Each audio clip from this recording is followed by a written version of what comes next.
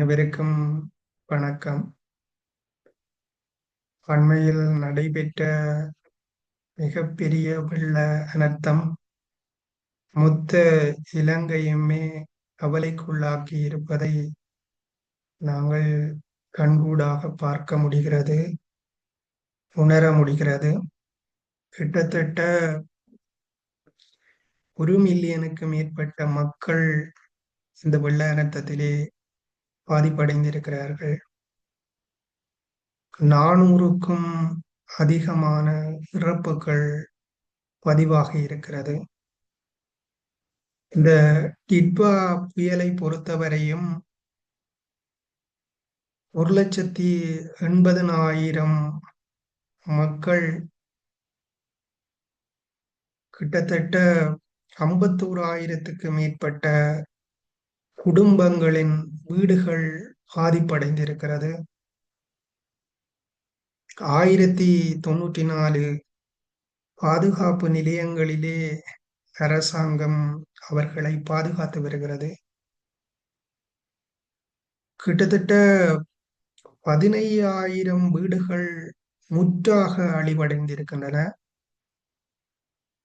200க்கு மேற்பட்ட பாதைகள் சிதைவடைந்திருக்கின்றன. 10க்கு மேற்பட்ட பாலங்கள் சிதைவடைந்திருக்கிறது. மின்சார கட்டமைப்பு மற்றும் தொலைத்தொடர்பு கட்டமைப்புகள் சிதைவடைந்திருக்கிறது.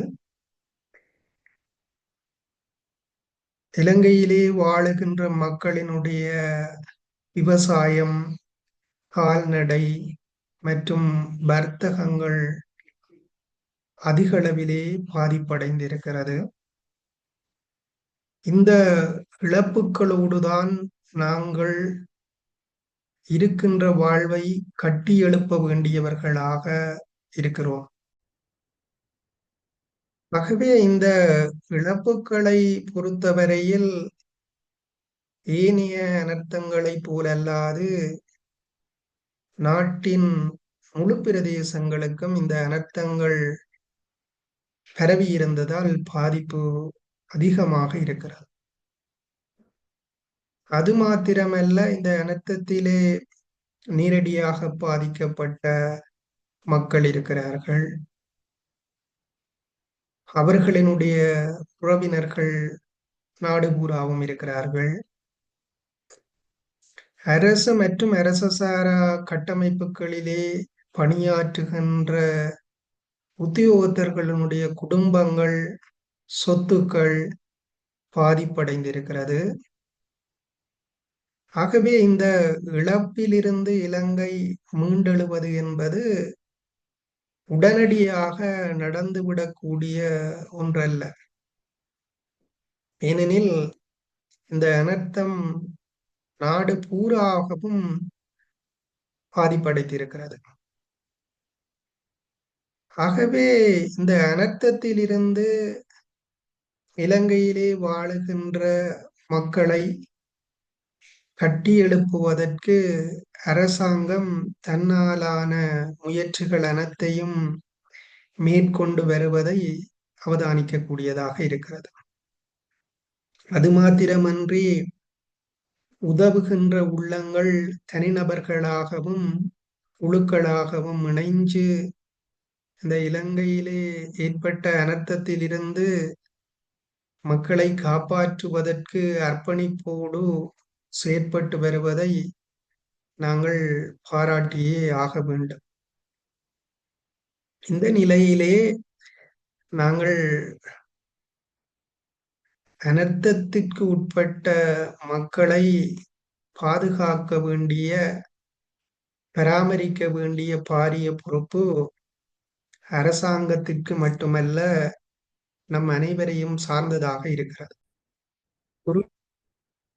குறிப்பாக இந்த அனர்த்தத்திலே பாதிக்கப்பட்ட மக்கள், குறிப்பாக வெள்ள அனர்த்தத்துக்கு உட்பட்ட பிரதேசங்கள் மீண்டும் வீடுகளுக்கு செல்லுகின்ற பொழுது அங்கே சில அச்சுறுத்தல்களை விளைவிக்கக்கூடிய உயிரினங்கள் காணப்படக்கூடும். ஆகவே இந்த மீளவும் வீடுகளுக்கு செல்லுகின்ற பொழுது மிக அவதானமாக அச்சுறுத்தல்களை விளைவிக்கக்கூடிய பாம்பு, முதலை போன்ற உயிரினங்கள் உங்களுடைய வீடுகளுக்குள்ளே ஒளிந்திருப்பதை நீங்கள் ஆஹ், உறுதி செய்து கொள்ள வேண்டும். அவற்றிலிருந்து நீங்கள் பாதுகாப்பை பெற்றுக்கொள்வது. அது மாத்திரமல்ல, இந்த வெள்ள அனர்த்தம் ஏற்பட்டதற்கு பின்னர் உருவாகின்ற அஹ், நோய்களிலிருந்து நீங்கள் உங்களை பாதுகாத்துக் கொள்ள தேவையான முற்காப்பு நடவடிக்கைகளை மேற்கொள்ள வேண்டும்.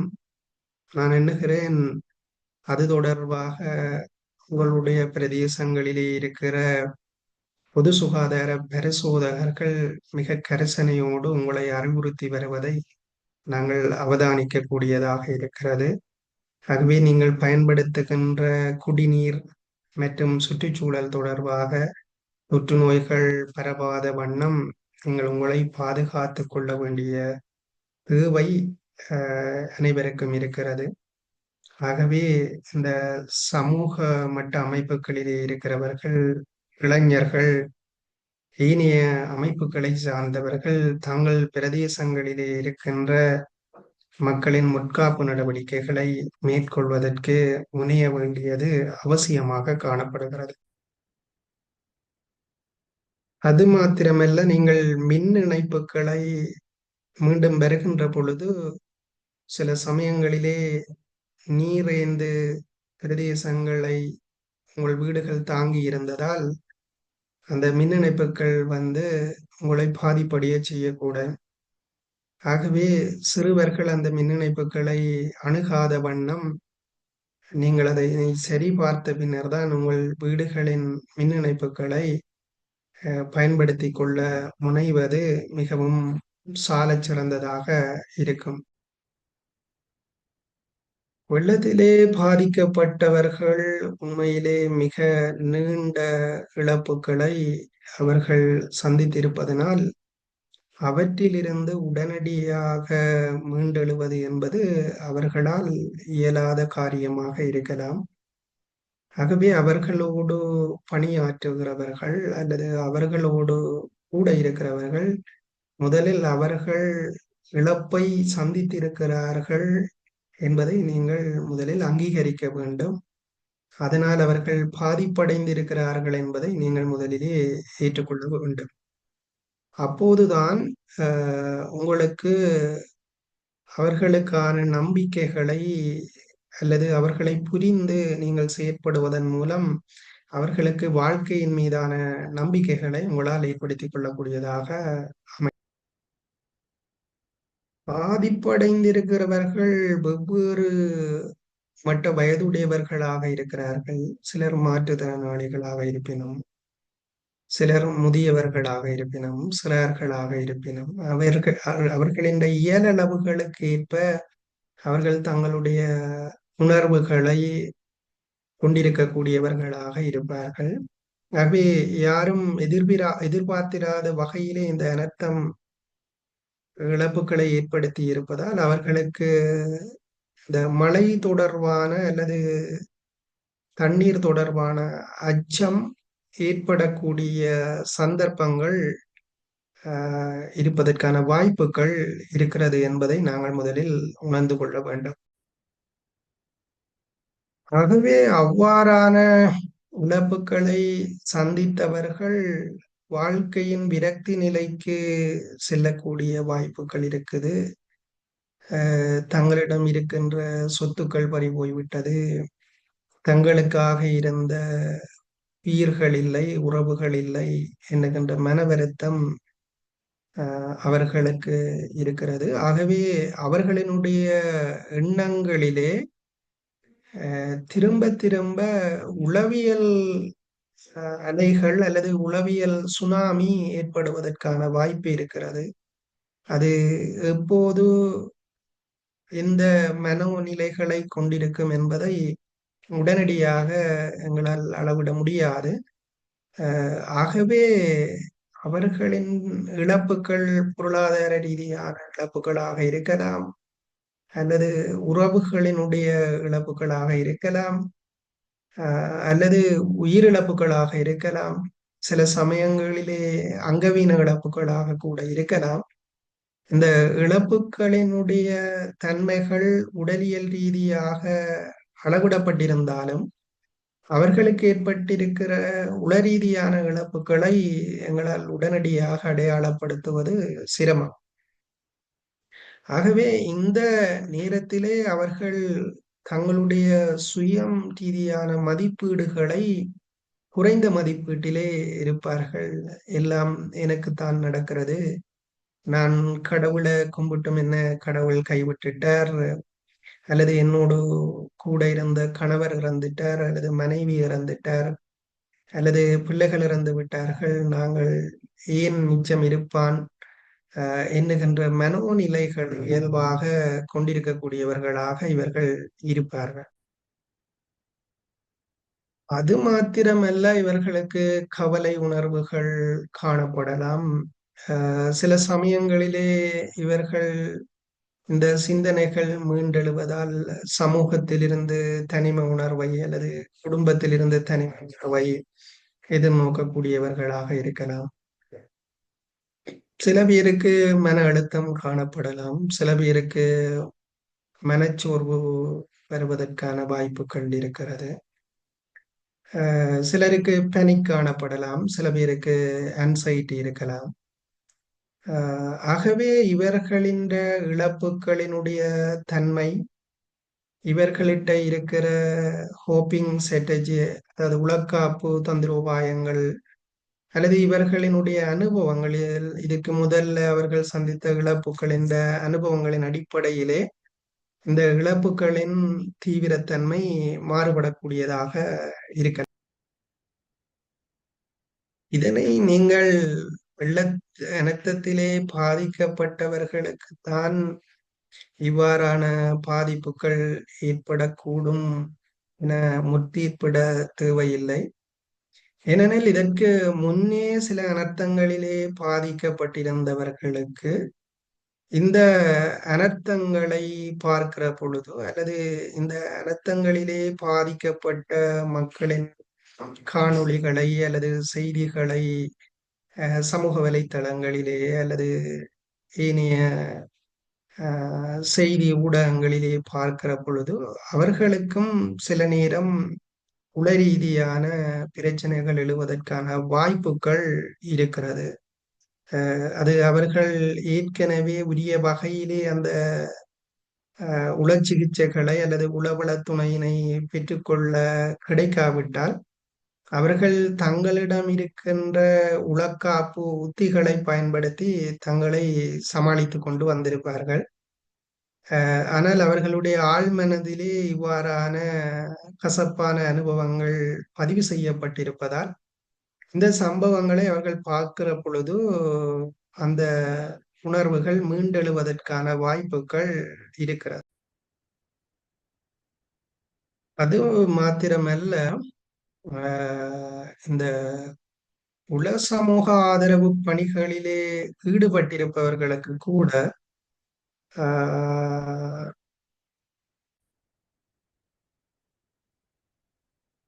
உளரீதியான பாதிப்புகள் ஏற்பட வாய்ப்பு இருக்கிறது. சில சமயங்களிலே தூக்கமின்றி பணியாற்றுகின்ற சூழல் இருக்கிறது. சில சமயங்களிலே இறந்த உடல்களோடு அவர்கள் பணியாற்றுகிற சந்தர்ப்பம் இருக்கிறது. ஏற்கனவே பயிற்றப்பட்ட ஆளணிகளாக இருந்தால் அவர்களுக்கு ஓரளவுக்கு சகிப்புத்தன்மை இருக்கும். அவர்களின் உடைய உள்ளம் ஓரளவுக்கு ஏனும் பழக்கப்பட்டிருக்கும். ஆனால் பழக்கப்படாதவர்களாக அல்லது பயிற்றப்படாதவர்களாக இருப்பார்களாக இருந்தால் அவர்கள் மனிதாபிமான அடிப்படையிலே ஓடி ஓடி உதவி செய்யக்கூடியவர்களாக இருப்பார்கள். ஆனால் இங்கே நடக்கின்ற ஒவ்வொரு சம்பவங்களும் ஒவ்வொரு கதைகளும் அவர்களை பாதிப்பிற்குள்ளாக்கக்கூடியதாக இருக்கலாம். ஆகவே நாங்கள் யாருக்கு உளவள துணை அல்லது உளவியல் ஆதரவு தேவைப்படும் என்பதை முத்தீர்ப்பிட்டு சொல்ல முடியாது. இப்போதைக்கு இரண்டு விதமான ஆதரவுகளை இலங்கையிலே நாங்கள் வழங்க முடியும். ஒரு ஆதரவு தொழில்வாண்மையாளர்கள் மேற்கொள்ளுகின்ற உளவள துணை மற்றும் உளச்சிகிச்சை ஆதரவுகளை வழங்க முடியும். இரண்டாவது, தொழில்வாண்மை அல்லாதவர்கள், அருகிலே இருக்கிறவர்கள் தங்களுடைய ஆதரவுகளை வழங்க முடியும். நான் நம்புகிறேன் இந்த சூழ்நிலையிலே தொழில்வாண்மை ஆதரவு எல்லாருக்கும் போய் சென்றடைவதற்கான வாய்ப்பில்லை. தொழில்வாண்மையாளர்களும் இந்த துறையை பொறுத்தவரையும் அவர்கள் ஒரே நேரத்திலே நீண்ட அல்லது நிறைய கேஸ கையாள முடியாத சூழ்நிலை இருக்கிறது. ஆகவே இங்கே நாங்கள் தொழில் முறை அல்லாத ஆதரவுகளையும் நாங்கள் இங்கே இணைத்துக் கொள்ள வேண்டும். அதனை நாங்கள் ஊக்குவித்துக் கொள்ள வேண்டும். ஆகவே இந்த காணொளியை பார்த்து கொண்டிருக்கிற சகோதர சகோதரிகளே, சில சமயங்களிலே நீங்கள் அனர்த்தம் நடைபெற்ற பிரதேசங்களுக்கு செல்வதற்கான வாய்ப்புகள் உங்களுக்கு இல்லாமல் இருக்கலாம். ஆனால் குறிப்பாக சில இடங்களிலே இன்னும் தொலைத்தொடர்பு கட்டமைப்புகள் சரிவர இயங்கவில்லை. ஆனால் இயங்குகின்ற பிரதேசங்களிலே இருக்கின்றவர்களாக நீங்கள் இருந்தால், யுத்தத்திலே பாதிக்கப்பட்ட மக்களுக்கு நீங்கள் உதவி செய்ததைப் போல இந்த அனர்த்தத்திலே பாதிக்கப்பட்ட மக்களுக்கும் நீங்கள் தொலைபேசி மூலம் அழைப்புகளை மேற்கொண்டு நீங்கள் அவர்களுக்கு ஒரு ஆறுதலாக இருந்து அவர்களுடைய கதைகளை கேட்டு அவர்களுக்காக நீங்கள் இருக்கிறீர்கள், அவர்களுக்கு மனசு கஷ்டமான நேரங்களிலே தங்களுடைய கஷ்டத்தை உங்களோடு பகிர்ந்து கொள்வதற்கு நீங்கள் இருக்கிறீர்கள் என்ற அந்த நம்பிக்கையை நீங்கள் உருவாக்கினாலே அவர்கள் இந்த மிச்சம் இருக்கிற எஞ்சி இருக்கிற இந்த உயிரை வைத்துக்கொண்டு அனைத்தையும் அவர்களால் பெற்றுக்கொள்ளக்கூடியதாக இருக்கும். ஆகவே நீங்கள் பாதிக்கப்பட்ட நபர்களின் கதைகளை அருகிலிருந்து முதலில் செவிமடுத்துக் கொள்ளுங்கள். அவர்களின் கதைகளுக்கான நியாயங்களை முதலில் நீங்கள் சொல்லிக் கொள்ளாது அல்லது தர்க்க ரீதியாக நீங்கள் விவாதிக்காது, அவர்கள் தங்களுடைய உணர்வுகளை பகிர்வதற்கு ஒரு நபராக அல்லது அவர்கள் அந்த இழப்புகளை அடைந்திருக்கிறார்கள் என்பதை நீங்கள் ஏற்றுக்கொள்ளுகிற ஒரு நபராக அவர்களினுடைய கதைகளை முழுமையாக நீங்கள் கேட்டுக்கொள்வதற்கு முயற்சி செய்வது சாலம் சிறந்தது. ஆகவே சகோதரர்களே, உங்களுக்கு வாய்ப்பு கிடைத்தால் நீங்கள் அந்த வேலையை நீங்கள் செய்வதற்கு முயற்சி செய்வது மிகவும் பொருத்தமானதாக இருக்கும். இது நீங்கள் உங்களிடம் பண உதவி கொடுப்பதற்கு இல்லாமல் கூட இருக்கலாம். ஆனால் உங்களிடம் மனசு இருக்கிறது, அதை கேட்க முடியும் என்கின்ற மனோநிலை இருக்குமாக இருந்தால், அந்த அந்த இயல்புத்தன்மை அல்லது அந்த இயலளவு உங்களுக்கு இருக்குமாக இருந்தால், ஏனென்றால் நீங்கள் தொடர்ந்து நிறைய பேருடைய கதைகளை கேட்டு நீங்கள் அதில் பாதிப்புக்குள்ளாகாத நபராக இருக்க வேண்டும். ஆகவே அவ்வாறு உங்களுக்கு முடியுமாக இருந்தால் நீங்கள் அனர்த்தத்திலே பாதிப்படைந்தவர்களுக்கு ஒரு ஆறுதலாக நீங்கள் இருக்க முடிந்தால் அது பெரிய உதவியாக அவர்களுக்கு இருக்கும். அது மட்டுமல்ல, அவர்கள் கதைகளை நீங்கள் பகிர்கின்ற பொழுது நீங்கள் ஒரு நம்பிக்கையுடன் அவர்களுக்கு நம்பிக்கையான வார்த்தைகளை பயன்படுத்தக்கூடியவராக இருக்க வேண்டும். இங்கே நீங்கள் அவர்களுக்கு பொறுப்புகள் இருக்கிறது. நாங்கள் சில சமயம் உளவள துணை செயற்பாட்டிலே அவர்களுக்கு ஆன பொறுப்புகளை வலியுறுத்த சொல்லி நாங்கள் பயிற்றுவிக்கிறது உண்டு. ஆனால் இந்த அனர்த்தத்திலே நீங்கள் உடனடியாக அவர்களுக்கு இருக்கிற பொறுப்புகளை அல்லது கடமைகளை நீங்கள் இப்போது வலியுறுத்த போகாதீர்கள். ஏனென்றால் இது நாடு பூராகவும் ஏற்பட்டிருக்கிற இழப்பும், அந்த இழப்பை சந்தித்தவருக்கு தான் அதனுடைய வலிகளும் வேதனைகளும் தெரியும். ஆகவே இங்கே நாங்கள் நாட்கள் கடந்து செல்லுற காலங்களிலே அவர்களினுடைய கடமைகள் மற்றும் பொறுப்புகளை நாங்கள் வலியுறுத்துவோம். இப்போது நீங்கள் செய்ய வேண்டியது அவர்களிடம் எவ்வாறான உளக்காப்பு தந்திரோபாயங்கள் இருக்கிறது, அவர்கள் இந்த வாழ்க்கையை வாழ வேண்டும் என்று நம்புவதற்கான சில காரணங்கள் அவர்கள் உங்களோடு கதைக்கிற போது பகிர்வார்கள். நான் இந்த பிள்ளைகளுக்காக இருக்க வேண்டும் என்று நினைக்கிறேன், அல்லது என்னுடைய இவருக்காக இருக்க வேண்டும் என்று நினைக்கிறேன், அல்லது என்னுடைய மனைவிக்காக இருக்க வேண்டும் என்று நினைக்கிறேன். இப்படி சில நம்பிக்கைகளை அவர்கள் உங்கள் மத்தியிலே பகிர்வார்கள். நீங்கள் அந்த நம்பிக்கைகளை அடிப்படையாக கொண்டு அதனை அவர்களுக்கு வலியுறுத்தி அவர்கள் இந்த வாழ்வதற்கான நம்பிக்கைகளை நீங்கள் முதலிலே கட்டி எழுப்ப வேண்டும்.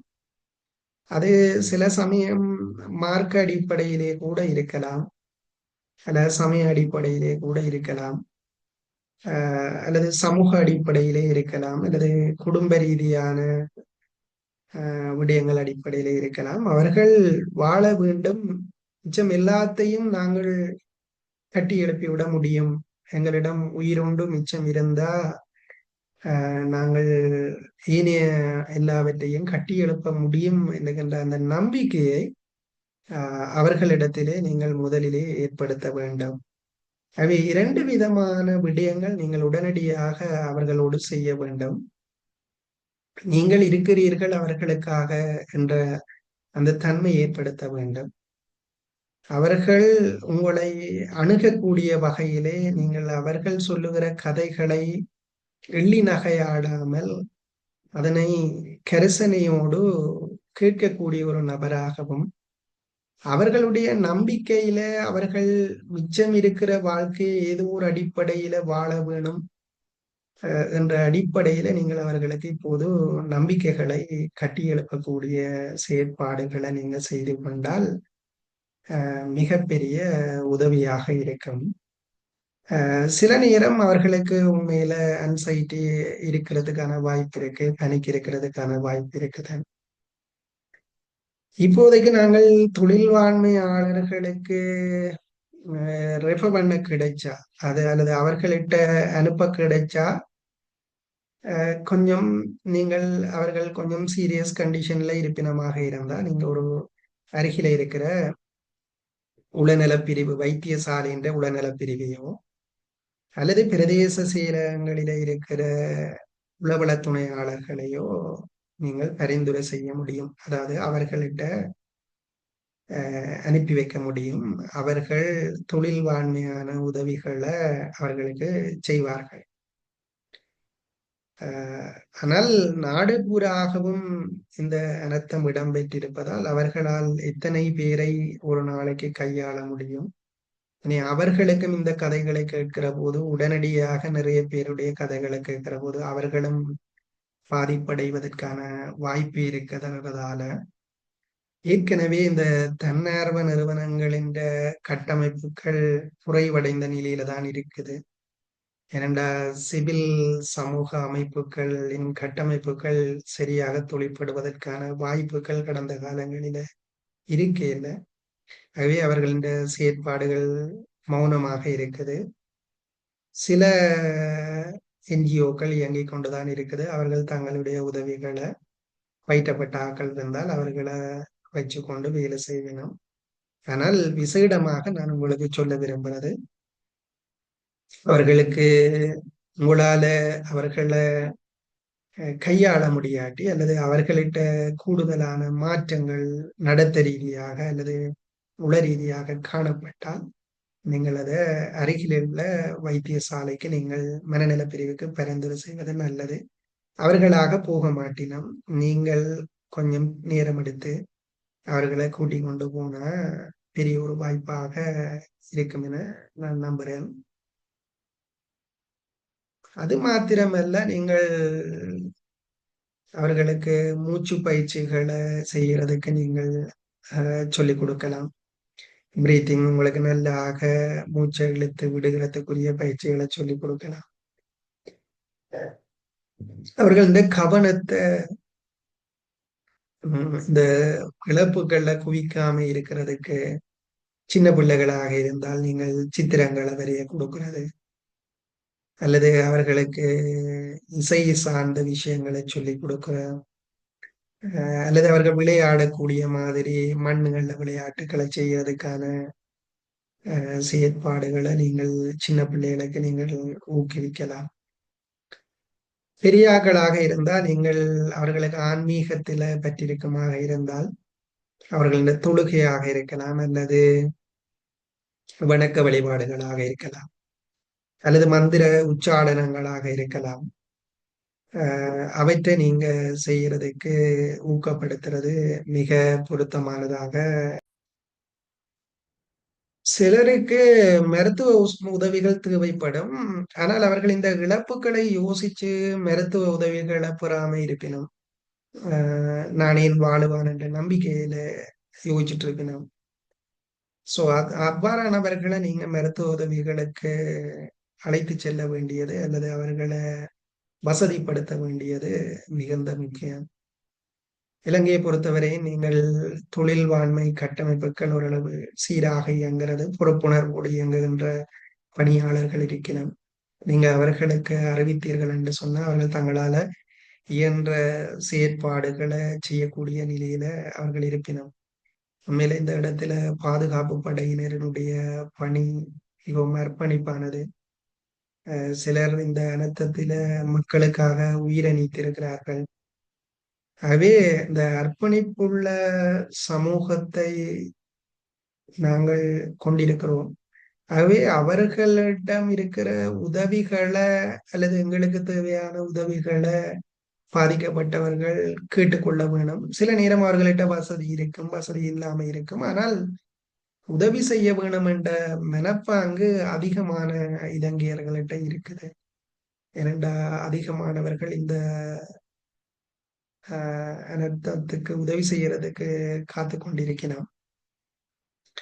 சில சமயங்களில சுற்றி இருக்கிறார்கள் பார்க்க வேணும். இந்த அனர்த்தத்தில பாதிக்கப்பட்ட சிறுமிகள் இருப்பினும், இல்ல குழந்தை பிள்ளைகள் இருப்பினும், அல்லது பெண்கள் இருப்பினும், ஸோ இவர்கள் சில நேரம் துஷ்பிரயோகத்துக்கு உள்ளாகக்கூடிய வாய்ப்புகள் இருக்கும். அப்ப சில நேரம் உதவி செய்கிறேன் என்ற மனப்பான்மையோட அவர்களை தவறான நோக்கங்களுக்காக அணுகுகிற தன்மைகள் இருக்கும். ஆகவே நாங்கள் அவற்றையும் கொஞ்சம் அவதானத்தோடு நீங்கள் அவதானிக்க வேணும். உதவி செய்பவர்கள் உண்மையிலே அந்த பாதிக்கப்பட்ட நபர்களின் நலன்களுக்காகத்தான் உதவி செய்யணுமா, இல்ல தங்களுடைய தனிப்பட்ட நலன்களுக்காக உதவி செய்யணுமான்றதை கொஞ்சம் அவதானிக்க வேணும். அவ்வாறான நிலைகள் இருந்தால் நீங்கள் அவர்களோட முரண்பட தேவையில்லை.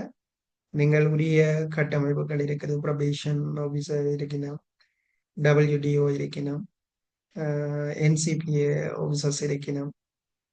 ஸோ நீங்க பிரதேச செயலகங்களுக்கு போனீங்கன்னா உங்களை அவர்கள் வழிகாட்டக்கூடிய நிலையில இருப்பினும், சில தன்னார்வ தொண்டர்கள் இருக்கணும், அல்லது நீங்கள் தொலைபேசியில அழைத்தும் சொல்லிக் கொள்ளக்கூடிய வசதிகள் இலங்கையில இருக்குது.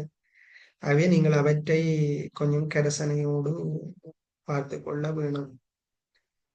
நிறைய பேர் நிவாரணங்கள் கொடுக்கணும். உண்மையில நல்ல மனசடிப்படையில உடனடியாக உதவி செய்யணும். ஏனென்றா ஒரேடியாக இவ்வளவு மக்கள் பாதிக்கப்பட்டிருக்க இலங்கை அரசாங்கத்தை பொறுத்தவரையும் தொடர்ச்சியாக ஈஸ்டர் குண்டு தாக்குதல், அதுக்கு பிறகு பொருளாதார நெருக்கடி, COVID-19 இவைகளை கடந்து வந்ததால போதிய அளவு நிவாரண வசதிகளை உடனடியாக வழங்குறதுடைய ஏற்பாடுகள் இருக்காது.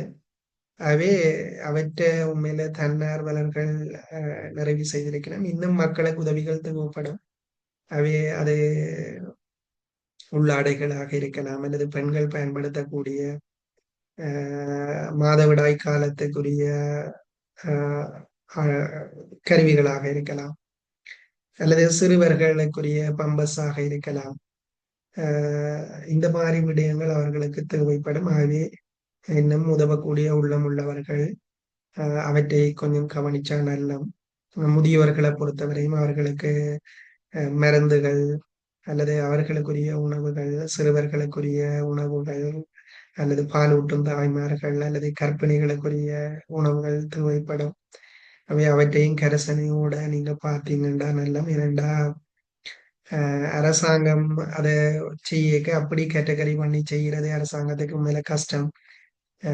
என்னடா இருக்கிற வள ஆளணி போதுமானதாக இருக்காது. என்னடா கிட்டத்தட்ட நான் நினைக்கிறேன் பொருளாதார நெருக்கடி பிறகு அரசு உத்தியோகத்தர்கள் உள்வாங்கப்பட்டது, குறிப்பாக இந்த ஹெல்த் செக்டர்ல உள்வாங்கப்பட்டது மிக குறைவு. அது அரசாங்கத்தின் பிழை இல்ல, அது அரசாங்கம் இருக்கிற எதிர்கொள்ளுற நெருக்கடி. ஆகவே நாங்கள் இங்க யார் மேலையும் குறை சொல்லி பிரயோசனம் இல்லை. எங்கட சகோதரர்கள், எங்கட நாட்டு மக்கள். ஆகவே உடனடியாக நாங்கள் களத்தில் இறங்கி வேலை செய்ய வேண்டிய உணர்வு இருக்குது. நிறைய இளைஞர்கள் வேலை செய்கிறார்கள் உண்மையில.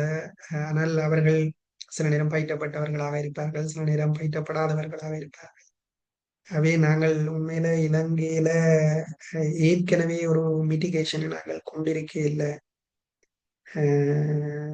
அந்தந்த பிரதேசங்கள்ல நாங்கள் பயிற்றப்பட்ட வாழ ஆளணிகளை கொண்டிருக்கல. அது நீச்சலாக இருக்கலாம், அல்லது இன்னும் ஒரு இனத்தம் வந்தா கூட நாங்கள் அதை எதிர்கொள்வதற்கான பொறிமுறை இன்னும் கட்டமைக்கப்படவில்லை. குறிப்பாக யாழ்ப்பாண பிரதேசத்தை பொறுத்தவரையும் இந்த வெள்ளத்தில பாதிக்கப்பட்ட மக்கள் மிக குறைவு. அதாவது அவர்கள் வெள்ளங்கள் கிராமங்களுக்கு வந்திருந்தாலும் அது வளமையாக ஏற்படுகின்ற ஒரு வெள்ளங்கள் இடப்பெயர்வை சந்திப்பினும் திரும்ப போயிருந்திருவினோம். ஆனா நாங்கள் வெள்ளம் வரையில்லை என்று சொல்லி கொண்டிருக்கிறோமே தவிர ஆனா அந்த வெள்ளத்துக்கான முற்பாதுகாப்பை நாங்க இன்னும் யாழ்ப்பாணத்துல செய்யல. அதாவது இளைஞர்களை நாங்கள் பயிற்றுவிக்க இல்லை. கிராம மட்டத்துல அனர்த்த முகாமைத்துவ கட்டமைப்புகளை நாங்க இன்னும் சரியா ஏற்படுத்த இல்லை. எல்லாத்தையும் அனர்த்த முகாமைத்துவ திணைக்களம் செய்யும் என்று நாங்க பார்க்க இயலாது. என்ற இழப்பு வரையக்க அது எங்களுக்கு தான் இழப்போம். அனர்த்த முகாமைத்துவ திணைக்களம்ன்றது தன்னுடைய வலுவுக்கு ஏற்ற மாதிரி தான் செய்ய முடியும். அவைக்கு எலோகேட் பண்ற நிதி, அவைகிட்ட இருக்கிற ரிசோர்சஸ் எல்லாத்துக்கும் ஏற்ற மாதிரி தான் செய்ய முடியும். ஆகவே பிரதேச சபைகள் சன சமூக நிலைய கட்டமைப்புகளை வலுப்படுத்த வேணும். அனர்த்த முகாமைத்துவ பொறிமுறை ஒன்றை ஏற்படுத்த வேணும். இரண்டா பிரதேச சபைகளுக்கு மேல தெரியும் எந்த பிரதேசம் எந்த வெள்ளத்துக்கு மூழ்கும், அவர்களை எங்கே தக்க வைக்க வேணும் என்ற ப்ரீ அசஸ்மெண்ட்கள் ஒன்றும் இன்னும் யாழ்ப்பாணத்துல செய்யப்படவில்லை. வெள்ளம் வந்தா போல நாங்க முகநூல்ல போட்டு அல்லது அரசாங்கத்தை குறை சொல்லி அல்லது அடுத்தவரை குறை சொல்லி அல்லது பாராளுமன்ற உறுப்பினர்களை குறை சொல்லி ஒன்றுமாக போறதில்லை. அதுக்கு முதல் செய்ய வேண்டிய வேலைகள் இருக்குது. அப்ப அது உண்மையில நிர்வாகம் இப்ப பிரதேசமாக இருக்குது. பிரதேச சபை இன்னோவேட் பண்ணினா புதிய விடயங்களை அறிமுகப்படுத்த வேணும் என்று யோசிச்சா அதை செய்யலாம். ஏனெண்டா பிரதேச சபையில இருக்கிறவ வேறு யாரும் இல்லை, கிராமத்தில் இருக்கிற மக்கள். சோ அவர்கள் மக்கள் பிரதிநிதிகளாக இருக்கணும். அவர்களுக்கு உண்மையில அந்த நிர்வாக கட்டமைப்புகள்ல இருக்கிறாக்களை விட தங்கட பிரதேசத்தை நல்லா வச்சிருக்க வேணும், தங்கட பிரதேச மக்களை பாதுகாக்க வேணும் என்ற உணர்வு கூட. ஆனா அவர்கள் இன்னும் அந்த செயற்திட்டங்கள்ல ஈடுபட இல்லை. இன்னமும் லைட்டு போடுறதுக்கும் கனெக்ஷன் கொடுக்கறதுக்கும் ரோட் போடுறதுக்கும் தான் அடிபடினமே தவிர இதெல்லாம் முக்கியம்தான். ஆனால் அதுக்கு முன்னதாக நாங்கள் இந்த மக்களின் உயிர்களை காப்பாற்ற வேணும்ன்றது அல்லது அவர்களை தொடர்ச்சியான வாழ்க்கை முறைக்கு வச்சிருக்க வேணும்ன்றது மிக முக்கியம். ஏனென்றா நீங்க பெரிய அளவான வாழ்வாதார இழப்பு மக்கள் சந்திச்சிருக்கணும். இப்ப சில நேரங்கள்ல ஒரு கால்நடை வளர்ப்பாளர் இருந்தா ஒரே நேரத்திலேயே அவற்றை பட்டி பூராவும் இழப்புகளை சந்திச்சிருக்கு. அவர் அதிலிருந்து மீண்டெழுகிறதுன்றது கஷ்டம். அப்ப வெள்ளம் வடிஞ்சிடும், உடனே வடிஞ்சிடும். ஆனா அவருக்கு எப்போதெல்லாம் காசு தேவைப்படுதோ அல்லது எப்போதெல்லாம் தன்னுடைய பொருளாதார நிலையை யோசிக்கிறாரோ அப்பயே அவருக்கு எக்கனாமிக் ஸ்ட்ரெஸ் வந்து கொள்ளும். ஏனென்றா தான் இன்னும் அவர் பேக் பண்ணி கொள்ளுவாரு, தான் இழந்த விடயங்களுக்கு போய் கொள்ளுவார். அதிலே இருந்து நாங்கள் எங்களோட மக்களை மீள கட்டி எழுப்ப வேண்டிய தேவைப்பாடு எல்லாருக்கும் இருக்குது. அவே நான் நினைக்கிறேன் இதுல நாங்கள் எல்லாரும் இறங்கி வேலை செய்தாதான் சாத்தியப்படும். நிறைய பேர் உண்மையில தூக்கம் இல்லாம சமைச்சு கொடுத்து இளைஞர்கள் பொருட்களை சேர்த்து உதவி செய்யணும். அது அந்த உதவி பெரிய உதவி. அந்த மனப்பாங்கு பெரிய மனப்பாங்கு. உண்மையில அதை பாராட்டித்தான் ஆக வேணும். ஆகவே பாதிக்கப்பட்ட மக்களை நாங்க இப்ப ரெக்கவரி பண்ணிடலண்டா இது சில நேரம் ட்ரோமாவாக டெவலப் ஆகும். அது எங்களுக்கு தொடர்ச்சியான அந்த சைக்கிளுக்கு நாங்கள் போய்க்கொள்ளுவோம். அவர்கள் மீண்டெழுகிறது கஷ்டம். இது உள ரீதியான பாதிப்புகள் ஒரு ஆளுக்கு வந்தா அது குடும்ப ரீதியான தாக்கங்களை கொண்டுரும். அது மொத்தமும் எங்களோட பவர்ட்டி சைக்கிளுக்கு நாங்கள் வச்சிருக்கோம். நாங்கள் தொடர்ந்து வறுமைப்பட்ட சமூகமாக நாங்க இருக்க வேண்டி இருக்கும். ஆகவே இலங்கை ஏற்கனவே இருக்கிற சூழ்நிலைக்கு எங்களுடைய ஒவ்வொரு குடும்பங்களும் இந்த வறுமை சைக்கிளுக்கு போயிட்டுண்டா கஷ்டம். நாங்கள் மீண்டெழியலாம். ஆகவே நாங்கள் அதை இப்ப ஓரளவுக்காவது நாங்கள் அவர்களை வெளியில கொண்டு வரதுக்கு அவன் மனசுக்கு இருக்கிற விஷயங்களை நாங்கள் வென்டிலேட் பண்றதுக்கான வாய்ப்புகளை நாங்கள் ஏற்படுத்தி கொடுக்க வேணும். இதுல பாத்தீங்கன்னா திடீரென இந்த இந்த அனர்த்தத்துல பாதிப்பு கூடின ஆட்கள் சில நேரம் ஆல்கஹால் அல்லது ட்ரக்ஸ் யூஸ் பாவனைகளுக்கு போவினம்.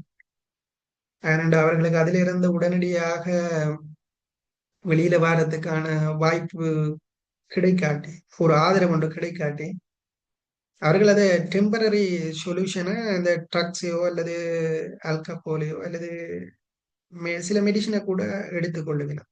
ஸ்லீப்பிங் மெடிசினை கூட எடுத்துக்கொள்ளுவினம். ஸோ அதை தொடர்ந்து அவர்கள் அதை பயன்படுத்த போச்சினம் என்றால் சில நேரம் அடிக்டட் ஆகிறதுக்கு வாய்ப்பு இருக்குது. இப்ப நாங்கள் அவர்களை மீட்டெடுக்கிறது கஷ்டம்.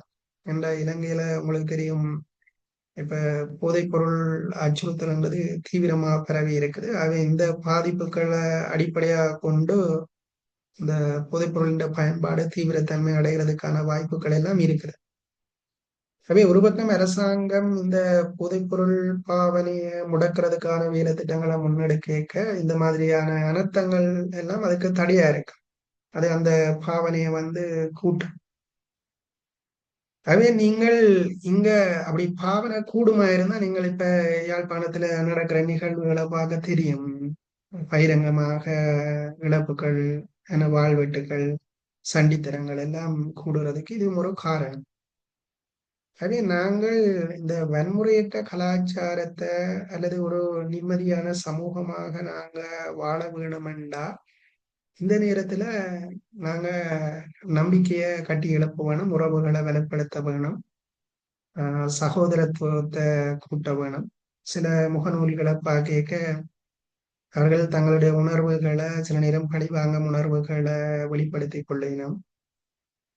அதே சில நேரம் அவர்கள் யுத்த காலத்தில் அடைஞ்ச பாதிப்புகள்ல இருந்து இன்னும் மீள முடியாத உணர்வுகளாக கொண்டிருக்கலாம்.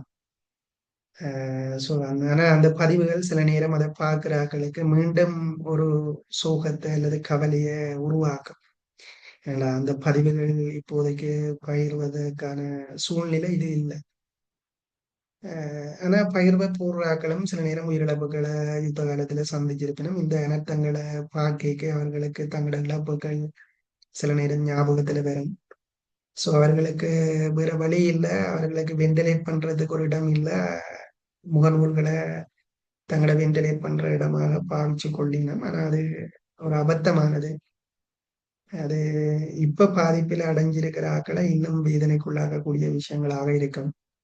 முகநூல்ல நாங்கள் கூடுதலாக இறந்த படங்களை நாங்கள் போடிக்க, வீடியோக்களை போடிக்க அது இன்னும் சில நேரம் பாதிக்கப்பட்டார்கள்ன்ற மனசுகளை திரும்ப திரும்ப காயப்படுத்தலாம். சில நேரம் சுய அடைவுகளை கன இலக்குகளோட ஒவ்வொரு மனுஷர்களும் இருப்பினும் அந்த இலக்குகளுக்கு அவர்கள் யோசிக்கிற பொழுது அதை அடைவோமா இல்லையா என்ற குழப்பங்கள் அல்லது இடர்பாடுகள் வரலாம்.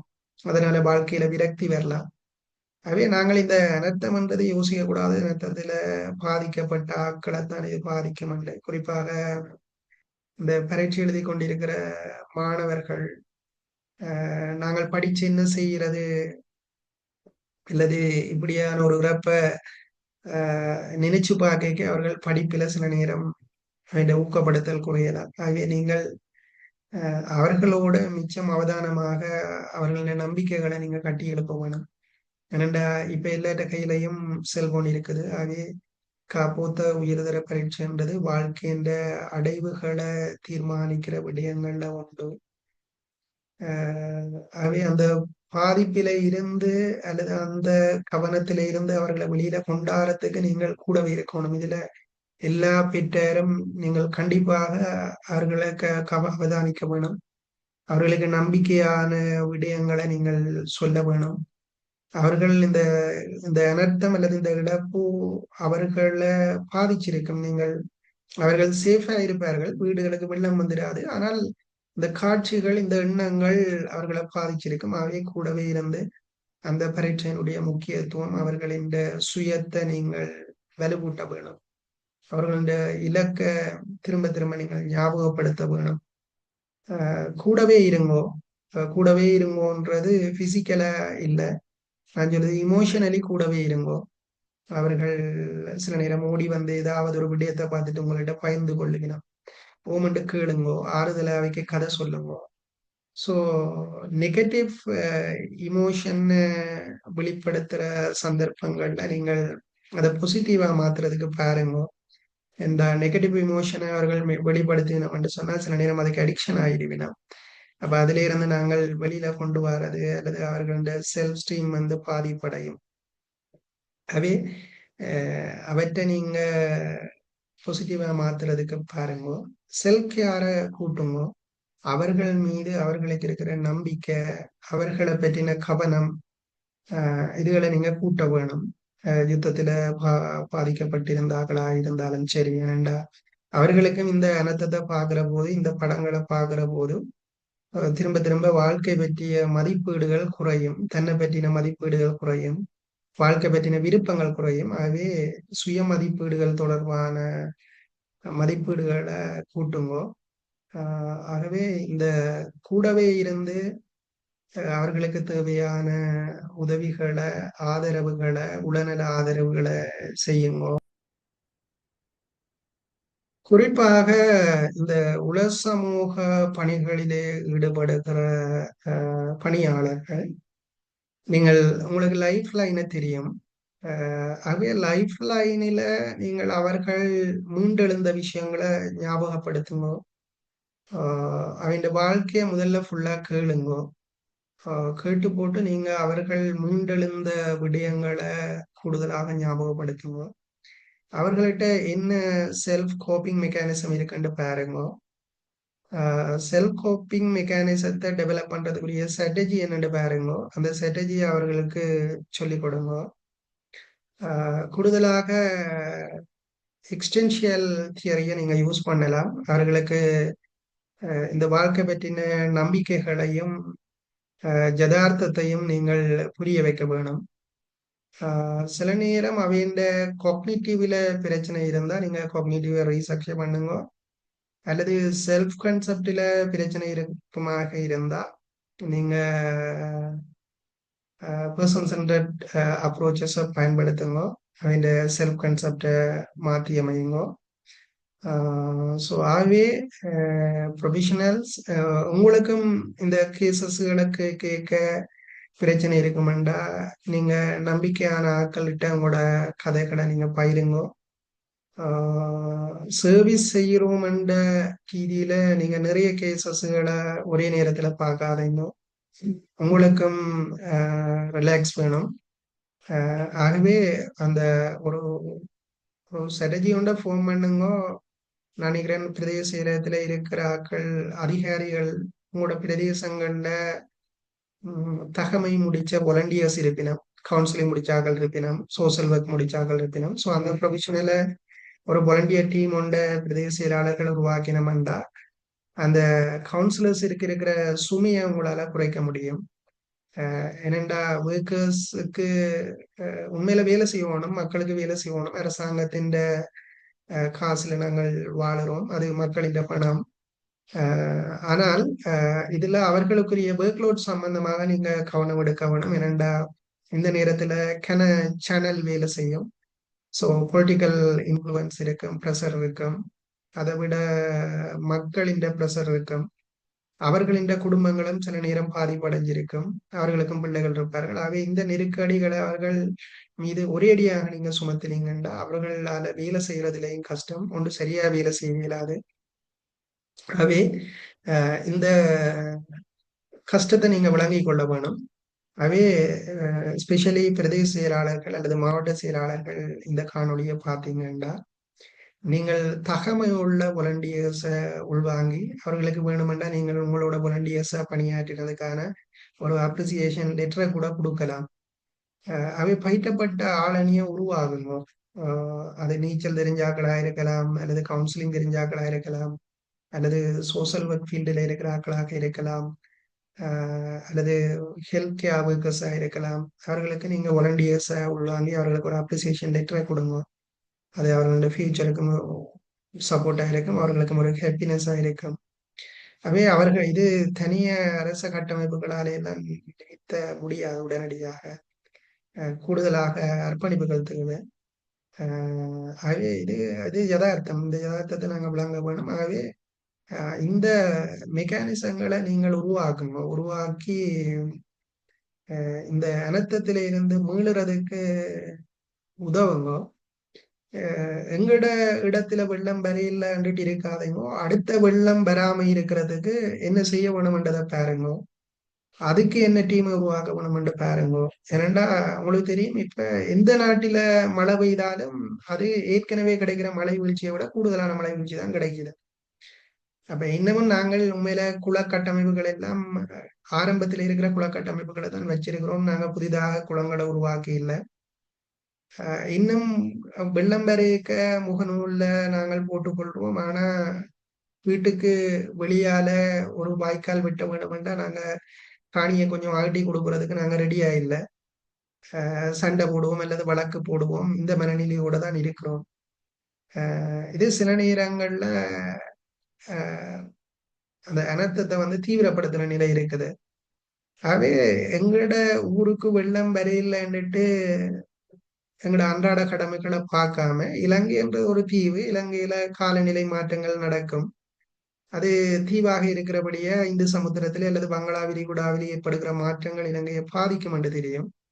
ஆகவே இந்த அபிவிருத்திகளை செய்யற போது அதை நாங்க அனைத்த முகாமைத்துவ திட்டங்களோட இணைச்சு செய்யறதுக்கான தன்மையை பிரதேச சபைகள் அதை உறுதிப்படுத்த வேணும். அந்த அந்த வேலைகளை நீங்க செய்யுங்க. ஆகவே நான் நினைக்கிறேன், உங்களுக்காக நாங்கள் உடனிருக்கிறோம் என்ற அந்த தன்மையை பாதிக்கப்பட்டவர்களுக்கு நீங்க கொடுக்கறதன் மூலம் அவர்களை மிச்சமா இருக்கிற உயிரை வச்சு கொண்டு நாங்கள் மிச்ச எல்லா மெட்டீரியல் கல்ச்சரையும் நாங்கள் மீட்டிட முடியும். அது பொருளாதாரமாக இருக்கலாம், சமூக கட்டமைப்பாக இருக்கலாம். இழந்து போன அத்தனையும், அதாவது உயிர்களை விட மிச்சம் அத்தனையையும் நாங்கள் மீட்டிட முடியும்.